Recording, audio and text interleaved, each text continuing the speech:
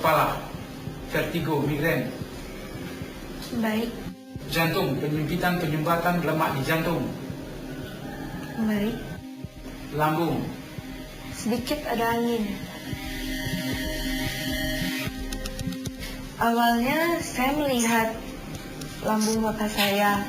Lalu saya mengatakan di lambung bapak saya ada seperti bui-bui.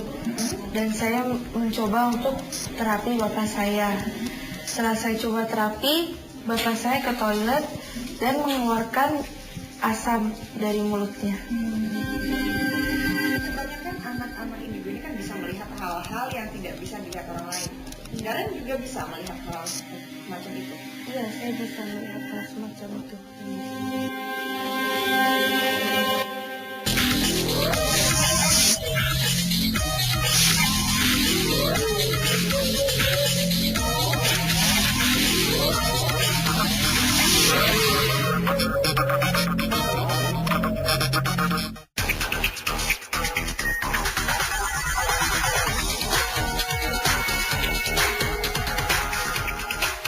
Masih ingat kisah dukun cilik Ponari?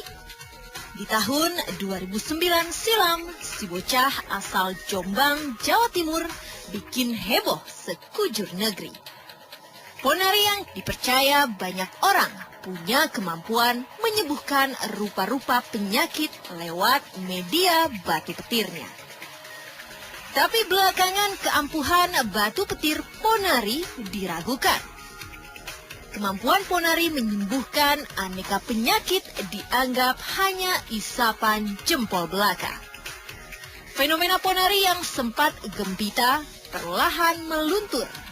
Ponari dilupakan.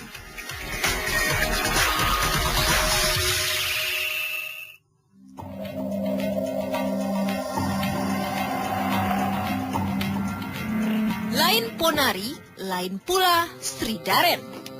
Bocah berusia 13 tahun ini dianggap memiliki kemampuan mendeteksi sekaligus menyembuhkan berbagai penyakit tanpa alat bantu apapun. Daren mengaku mampu melihat organ tubuh dengan mata telanjang. Dalam kajian psikologi, Sri Daren disebut-sebut sebagai bocah indigo dengan kemampuan menyembuhkan penyakit. kepala, penyempitan, penyumbatan, vertigo, migrain. Baik. Mata, penyempitan, penyumbatan, pengentalan darah, Sri lemak di Daren jantung. lahir di Semarang, Jawa Tengah, Oktober tahun 2000. Saat ini Daren masih bersekolah kelas 2 SMP. Awalnya Daren tak menyadari punya kemampuan lebih dibanding anak-anak lain. Sejak kapan Daren bisa melihat sampai ke dalam organ tubuh itu? Sejak umur 8 tahun ya, Bu. Awalnya gimana Daren? Bisa cerita? Awalnya saya melihat lambung bapak saya. Lalu saya mengatakan di lambung bapak saya ada seperti bui-bui. Dan saya mencoba untuk terapi bapak saya. Setelah saya coba terapi, bapak saya ke toilet dan mengeluarkan asam dari mulutnya. Tak gampang bagi Daren meyakinkan orang tuanya bahwa dia punya kemampuan tak biasa. Apa sih yang dirasakan Daren gitu ketika kok saya bisa melihat di dalam tubuhnya Bapak ya gitu? Apa yang Daren rasakan? Yang saya rasakan sih biasa aja ya, Bu. Nggak kaget, nggak apa-apa sih. Gitu. Tapi waktu itu terus langsung ngomong sama Bapak, kok saya bisa ngeliat ini ya gitu? Iya. Waktu itu reaksinya Bapak sendiri gimana? Ya pertama sih bapak sih kurang percaya ya, Bu. Lalu waktu pas bapak saya mengeluarkan buinya, nah dari situ bapak saya mulai percaya.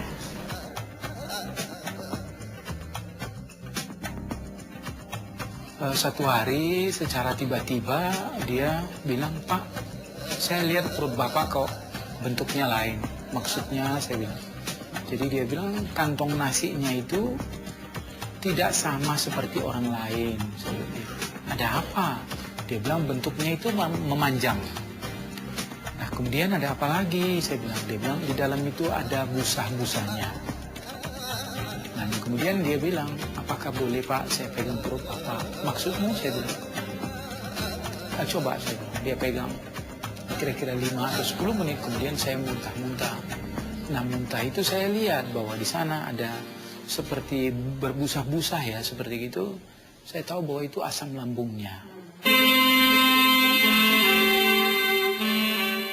Demi lebih membuktikan anaknya punya kemampuan istimewa, Kanadasan sempat beberapa kali melakukan uji. Satu hari ada satu teman di Bengkulu, dia telepon saya waktu kita makan malam. Dia bilang di ginjal saya ada batu. Dia bilang. Kemudian dia bilang hasil MRI-nya seperti ini, CT scan atau MRI saya lupa. Nah kemudian si Darren nyambung tiba-tiba, dia bilang, Pak suruh kirim fotonya pakai handphone. Untuk apa? Saya bilang, enggak, Bapak suruh kirim aja. Terus saya bilang, cobalah kirim, saya suruh teman itu. Dia kirim, begitu dia kirim, dia lihat di handphone itu. Dia lihat di handphone itu, dia bilang, iya Pak, ini di ginjalnya ada batu. Dari mana kamu nampak? Ini saya tampak jelas deh. Nah kemudian dia bilang, boleh saya terapi Pak? Yang benar Darren, saya bilang, iya benar Pak. Cobalah, saya bilang. Dia pegang begini. Kira-kira 1 jam kemudian, orang yang dari Bengkulu telepon saya. Saya sekarang sudah tidak bisa pipis. Dia bilang. Nah si Darren bilang, coba suruh kirim fotonya kembali. Di depan dilihat batu itu sudah pecah dan menutupi saluran pipisnya. Sehingga air tidak bisa keluar. Dia bilang, suruh aja dia minum air banyak-banyak. Nanti itu bagus. Setelah dia datang langsung besok paginya, Darren terapi dia selama kurang lebih 5 hari. Waktu itu libur sekolah, 1 hari 2 kali diterapi. Kemudian setelah itu Darren bilang bahwa ini sudah bersih Pak. Sudah bersih, sudah baik. Dia bilang, Darren yang betul Darren. Saya bilang, iya Pak, sudah betul. Dan si orang tadi juga sudah tidak merasa sakit, pipisnya sudah lancar. Akhirnya dia bilang, bawalah saya ke satu rumah sakit yang dekat, saya kepingin ini dicek. Saya bawa dia ke Siloam. Sampai di Siloam, saya ketemu dengan dokter spesialis ginjal. Itu di CT scan apa MRI, saya lupa. Hasil itu menunjukkan bahwa kedua-duanya ginjalnya sudah bersih. Terus udah sekitar 4 bulan, 5 bulan itu cairan itu ada yang udah bisa keluar. Tiba-tiba yang tadinya bengkak, saya jadi nggak bengkak.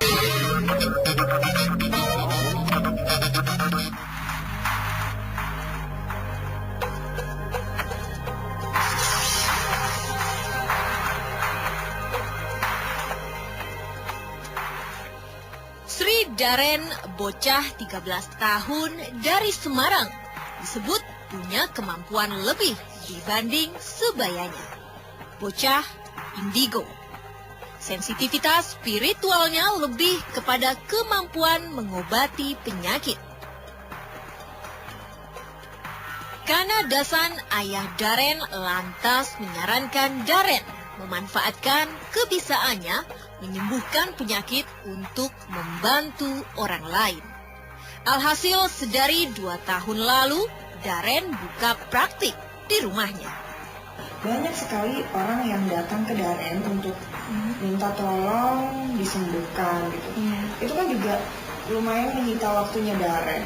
Darren merasa terganggu nggak sih? Tidak ya Bu. Enggak ya? Iya. Apa yang Darren rasakan ketika sudah berhasil membantu orang yang sakit gitu Darren? Ya saya senang ya Bu bisa membantu orang lebih banyak.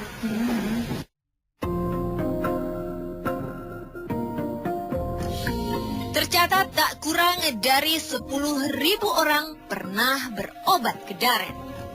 Keluhan penyakitnya pun bermacam, dari pilek hingga gagal ginjal. Pasien yang datang pun tak terbatas umur, mulai balita hingga orang lanjut usia. Darren membantu menyembuhkan dengan cara mengalirkan panas ke tubuh si sakit. Sumarsih salah seorang yang datang. Sumarsih mengeluhkan cucunya yang tak doyan makan. Ini awalnya tuh anak saya susah makan gitu. Terus lama-lama setelah ini nggak tahunya tuh kalau BAB tuh Mbak keluar darah gitu. gitu. Terus pernah kita bawa juga ke dokter, tapi Yus itu susah kalau dibawa ke dokter. Sampai akhirnya ketemu kakak Daren ini. Gitu. Terus akhirnya yang rutin ini sekitar baru 4 kali ya, tiap hari Sabtu atau Minggu. Ya terus makannya lumayan mau, waktu itu kan makannya susah, nggak mau makan gitu. Tapi sekarang lumayan kok makan rutin, ya sehari 3 kali makan, terus cemilan-cemilan apa dia makan gitu. Tapi ternyata tadi di periksa Daren kan katanya ada semacam masuk angin gitu. Soalnya udah 2 hari ini susah makannya.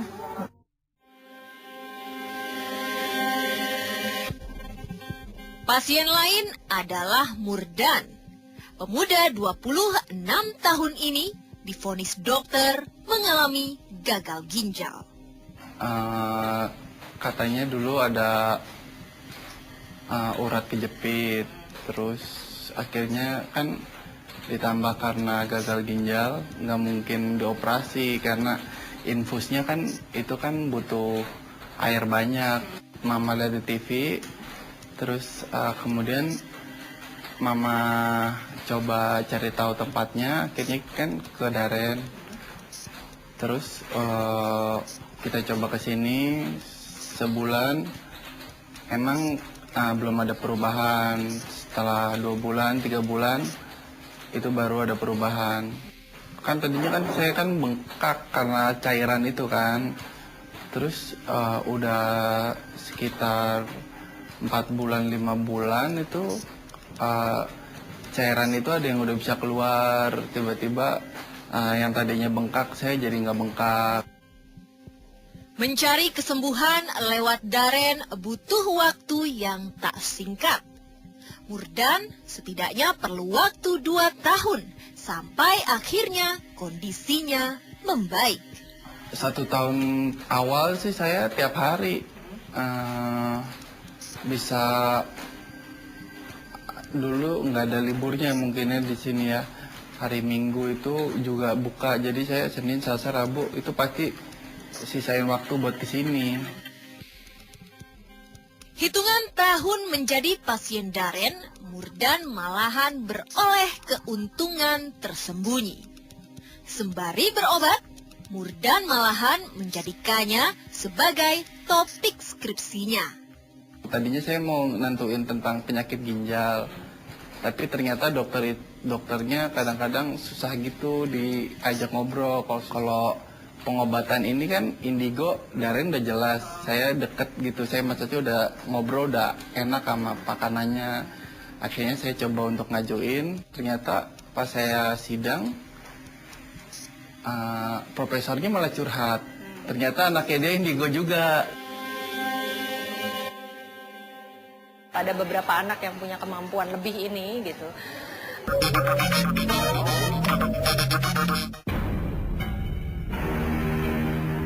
Kemampuan lebih yang dimiliki seorang Sri Daren tak ayal membuat Daren dianggap sebagai anak indigo. Indigo adalah istilah yang biasa dipakai untuk menjelaskan individu yang memiliki kemampuan tak biasa atau spesial. Seperti kemampuan membaca peristiwa yang akan terjadi, melihat makhluk halus, atau menyembuhkan penyakit. Fenomena indigo semakin santer dibicarakan pada awal tahun 90-an. Namun, menurut psikolog Cassandra Putranto, istilah indigo ini pun masih diperdebatkan. Ya memang ada fenomena yang meyakini ada suatu klasifikasi khusus ya. Tapi dengan sangat menyesal, klasifikasi ini masih mengalami kontroversial antara diterima atau tidak diterima. Nah, yang jelas secara dunia gitu ya, secara internasional, klasifikasi indigo itu tidak diterima. Konon katanya anak-anak indigo ini adalah anak-anak yang memiliki kecerdasan di atas rata-rata. Kemudian yang kedua, mereka punya sensitivitas yang tinggi yang sering kali diduga sebagai indera keenam gitu ya. Tapi sebenarnya secara fisik dan psikologis memang orang-orang yang punya sensasi indrawi yang tinggi daripada orang normal lainnya dan dianggap seolah-olah dia punya indera keenam walaupun mungkin dia benar-benar punya indera keenam. Misalnya dia punya kepekaan terhadap penciuman yang tinggi, lalu kemudian dia bilang, oh sebentar lagi hujan, dan ternyata habis itu benar hujan, seolah-olah dia mengetahui sesuatu. Darren yang memiliki kemampuan mendeteksi dan menyembuhkan penyakit tanpa alat bantu diganjar pengakuan dari Museum Rekor Indonesia, MURI. Dari MURI sudah, dan sekarang ini lagi proses untuk rekor Asia. Apa itu Pak? Rekor sebagai? Rekor sebagai ya itu tadi, terapis yang mampu mendeteksi penyakit dan organ tubuh tanpa alat bantu.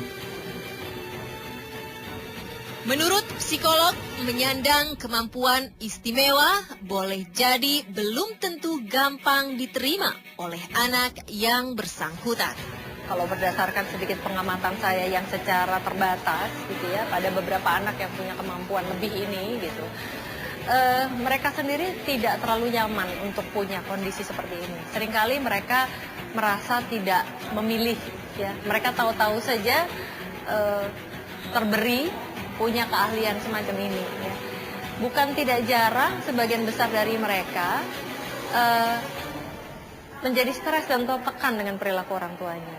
Satu. Yang kedua, bisa jadi mereka sendiri juga terbeban dengan tuntutan-tuntutan yang ada.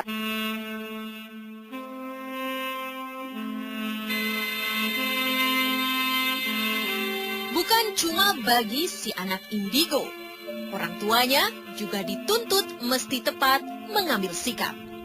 Pasalnya seorang Sri Darren sejatinya tetaplah masih anak-anak.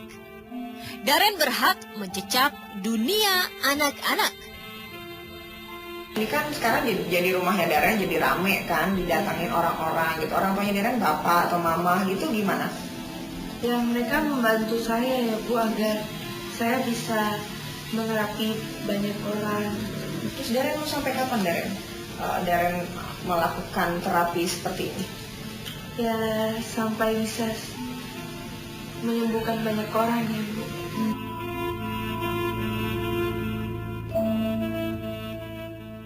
Saya nggak ngerti ya, apakah ini memang sudah takdir. Waktu dia jam kerja dia, menurut saya, dia tidak pernah memberikan sanggahan. Apalagi kalau dia melihat orang yang sakit, maka dia begitu antusias untuk menolong. Sangat-sangat kepingin sekali dia untuk menolong. Itu satu hal yang membuat kami orang tua begitu ingin sekali mendukung dia. Harapan saya yang benar-benar ya Mbak, saya nggak mikir Darren itu harus punya rumah 10, mobil 10, tidak. Kalau bisa, daripada rumah 10 lebih baik dia menyembuhkan orang 10.